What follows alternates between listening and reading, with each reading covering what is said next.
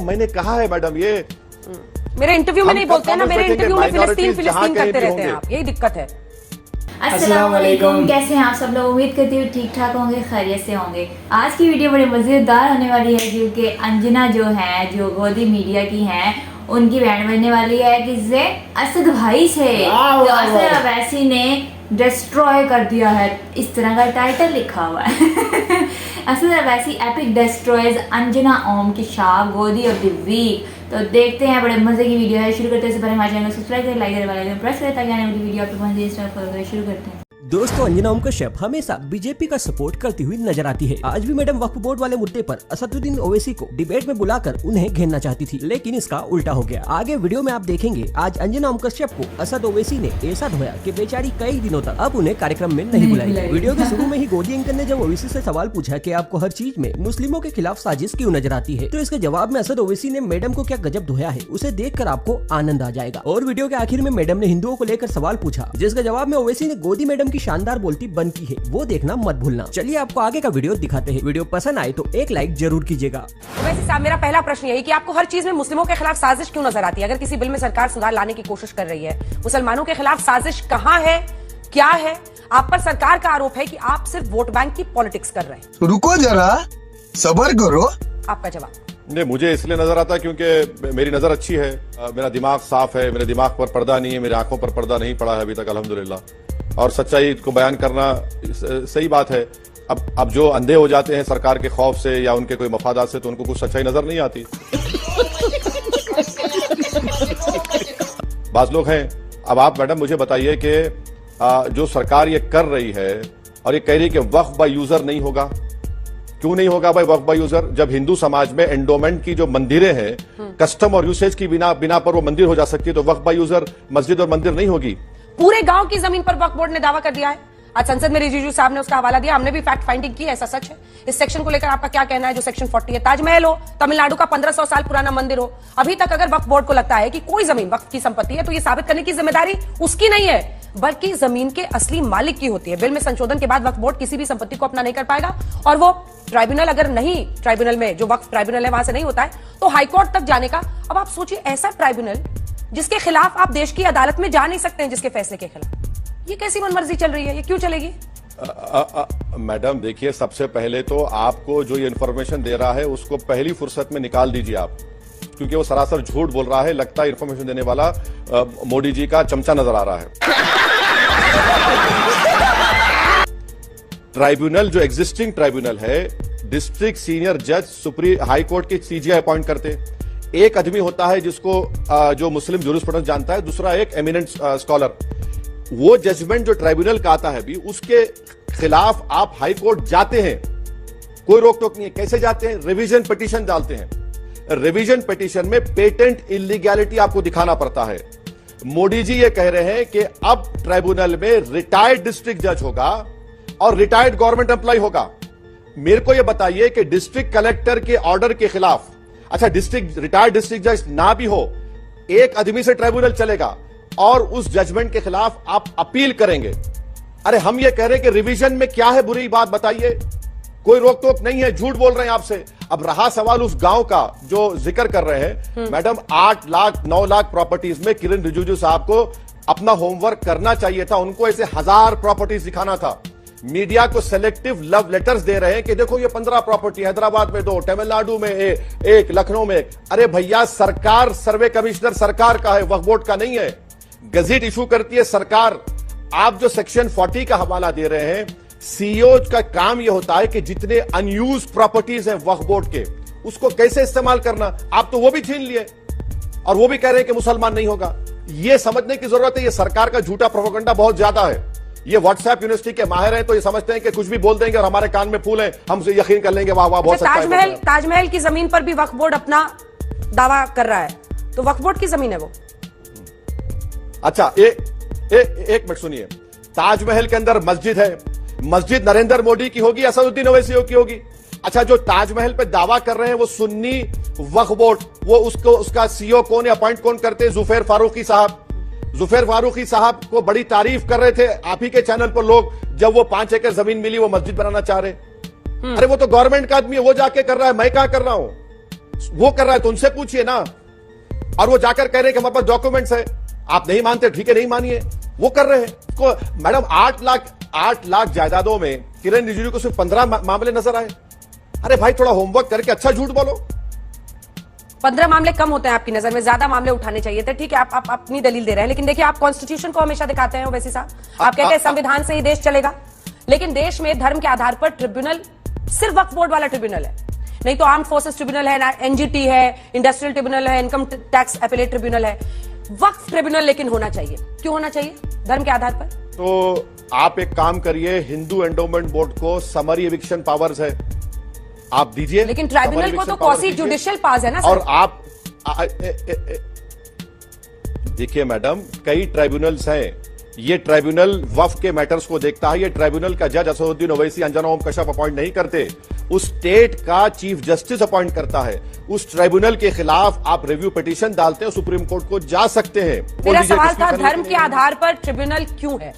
धर्म के आधार पर मेरा ये सवाल था, क्यों नहीं होना चाहिए धर्म के आधार पर? नहीं, धर्म के आधार पर क्या कानून इजाजत नहीं देता इसको? किसने कहा आपको?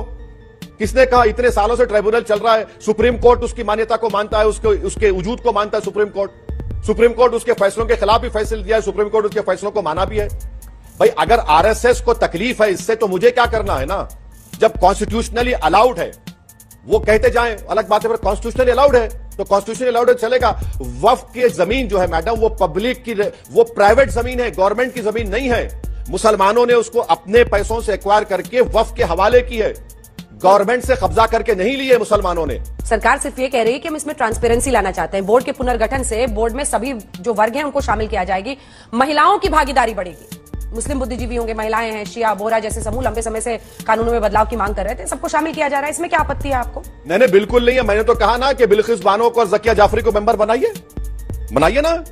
क्या पहले मुस्लिम महिला मेंबर नहीं बन रही थी? कौन ये कितना झूठ बोलेंगे ये लोग? क्यों झूठ बोलते हैं इतना? आप एक मुसलमान को टिकट नहीं देते, एक को दिए, जमानत नहीं बचा पाया मल्लापुरम में। प्रधानमंत्री हमारी महिलाओं को बोलते हैं कि बच्चा पैदा करने वाली मशीनें हैं। प्रधानमंत्री हमारी महिलाओं को कहते हैं कि हमारे हिंदू बहनों के गले से छीना हुआ मंगलसूत्र उनको दिया जाएगा। सर एक आखिरी सवाल अपने आप को पूछने से रोक नहीं पा रही हूँ, आखिरी रहेगा ये, पक्का आखिरी रहेगा। एक मुराद मेरी भी है कि कभी आप जरूर पूछिए। एक मुराद मेरी भी है कि क्या इस जीवन में कभी मैं ओवैसी साहब की जुबान से हिंदुओं के खिलाफ हो रहे अपराधों पर सुनूंगी। फिलिस्तीन तो कई बार सुना, देश की चर्चा कई बार सुनी, बांग्लादेश पड़ोसी देश जहां पर हिंदुओं पर अत्याचार हो रहा है, कभी आपकी जुबान पर हिंदुओं के लिए कुछ बोल निकलेंगे? मैं आपसे रिक्वेस्ट करूंगा, मेरे ट्विटर टाइमलाइन पर जाइए, मैंने क्या ट्वीट किया, मैं आपको प्लीज मुझे इजाजत दीजिए। आपने बड़ी मेहरबानी की मुझसे सवाल करके। मैंने क्या कहा ये सुन लीजिए आप। असदुद्दीन ओवैसी ने क्या कहा? मैंने तो खुलकर कहा कि the reports of minorities being attacked in Bangladesh are concerning. The government and authorities of Bangladesh have a duty under international law to protect the life, limb and property of minorities. There are also reports that many from the country's majority community are protecting the homes and place of worship of minority communities. This should be the norm. मैंने कहा है madam, ये मेरे interview में नहीं बोलते हैं ना, मेरे इंटरव्यू में फिलिस्तीन करते रहते हैं आप, यही दिक्कत है। अरे आपने पूछा तो बांग्लादेश के बारे में हमने कह दिया। हमने कहा कि कामयाबी क्या है? कामयाबी यह है कि इंसान फना हो जाए, तो मेरी नजर में वो कामयाबी है। जालिमों के जुल्म से डर के जिंदा रहना कामयाबी नहीं है। और बांग्लादेश में जितने हमारे हिंदू भाई हैं, बांग्लादेशी हिंदू हैं, बांग्लादेशी उनके मंदिर हैं, उनको लोग रोक रहे हैं। और वहां की सरकार का काम ही है, वो माइनॉरिटीज हैं, इंटरनेशनल कवर्नेंस है, यूनाइटेड नेशन के कई रेजोल्यूशन है, उसको फॉलो करना जरूरी है। वाह वाह वाह वाह, क्या बात है जी भाई साहब। हाँ तो भाई साहब वैसी साहब को उन्होंने अंजना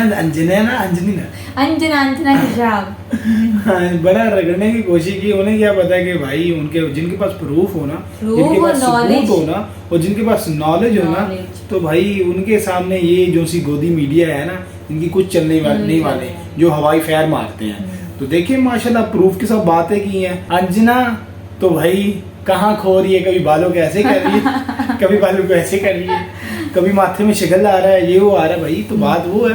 अब वैसे साहब ने बोला है कि पत्नी कितनी लाख जो सी है जमीनें हैं, जो केस हैं, उनमें बस आपको 15 ही नजर आए हैं। यानी इतनी तकलीफ है उनसे मुसलमानों की, कोई मस्जिद के मामले में, कोई इस तरह जमीन का वो रोला वो शोला भी कह रहे हैं। तो यानी ये गलत है ना। और फिर मिलाओ की बातें की हैं उन्होंने। क्या हमारे जो से तो मुसलमानों औरतों को कहते हैं कि ये बच्चा पैदा करने वाली मशीन है, कहने वाली मशीनें पैदा कर रहे हैं, फिर कह रहे हैं मंगलसूत्र निकाल के इनको दे देंगे। ये ऐसे वैसे वो बकवासात कर रहे हैं ये नरेंद्र मोदी साहब इनके वजीर। मैं तो अंजना कश्यप को कहना चाहूंगी, अगर वो मेरी वीडियो देखेंगी, कि जब भी कभी इंटरव्यू लेना हो ना अरशद अवैसी का, तो पूरी तैयारी के साथ नॉलेज लेके हर बात की और जांच पड़ताल करके बैठा करें, क्योंकि अरशद अवैसी के पास हर तरह के सवालों के जवाब मौजूद होते हैं। और फिर उन्होंने बोला जी मेरी आखिरी तमन्ना है। मैंने मैंने कहा भाई साहब कौन सी तमन्नाएं कर रही हैं? अच्छा जी वही तमन्ना, वो जो सी अंत भक्त वाली तमन्ना। माशाल्लाह अंत भक्त मैं तो समझ रहा था दूसरी हैं, ये भी कभी अच्छी बातें कर देती हैं, ये भी अंत भक्त ही है। अल्लाह मोदी भक्त वो ये है कि वो कह रही कभी आप हिंदुओं के बारे में, तो भाई वैसे साहब ने बोला सबर करो मेरे बेटा, ठबर करो।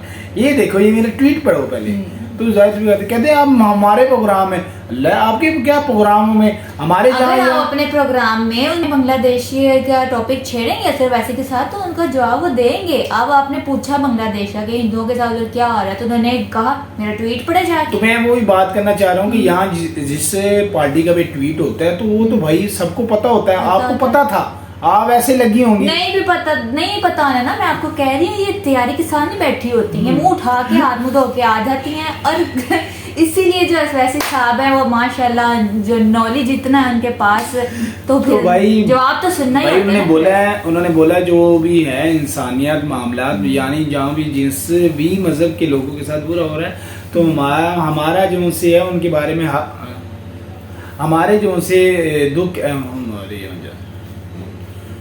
हमारे जो उनसे जज्बात है एहसास है उनके साथ हैं, यानी हम उनके बारे में उन्होंने बोला है कि मैंने ये बोला है जी कि ये जो हो रहा है ये गलत हो रहा है। तो यानी अब इनको वैसे साहब तो नहीं ना एक्शन लेंगे या नरेंद्र मोदी, तो यानी अब वो उस सरकार वो वहाँ की एक्शन लेगी ना। तो देखो वैसे साहब ने तो भाई एहतजाज की है, तो उन्होंने बोला कि ये गलत हो रहा है। तो आप लोग बस वो अब ताजमहल का पता नहीं क्या कट्टा खोले बैठे हैं, वो पता नहीं क्या जो अब यही इसी तरह का क्वेश्चन इम्तियाज जलील से भी हुआ मीडिया में। तो इम्तियाज जलील ने कहा कि बांग्लादेश में जो हिंदुओं के साथ हो रहा है वहाँ सिर्फ हिंदू नहीं है, वहाँ पर मुसलमान भी हैं, वो किसी को नजर नहीं आ रहे, सिर्फ हिंदू ही नजर आ रहे हैं सबको। बस वो हिंदुओं के साथ जुल्म हो रहा है वो मुसलमानों के साथ भी वैसा ही हो रहा है। तो गाइस फिर वो वैसे साहब ने ये भी बोला कि भाई कोई मुसलमानों ने अपनी प्राइवेट ज़मीन ली हुई है, उस पर उन्होंने मस्जिदें बनाई है, ये वो फिर सरकार कौन होती है कि उस पर वो ज़मीन को समस्या करने यानी उनको तोड़ने की कोशिश करने के, ये वो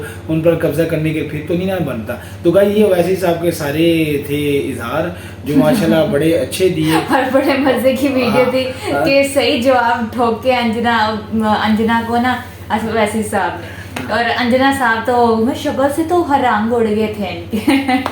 तो उम्मीद करती हूँ आपको हमारा रिएक्शन अच्छा लगा और मिलते हैं नेक्स्ट वीडियो के साथ। ना खास ख्याल रखिएगा। अल्लाह।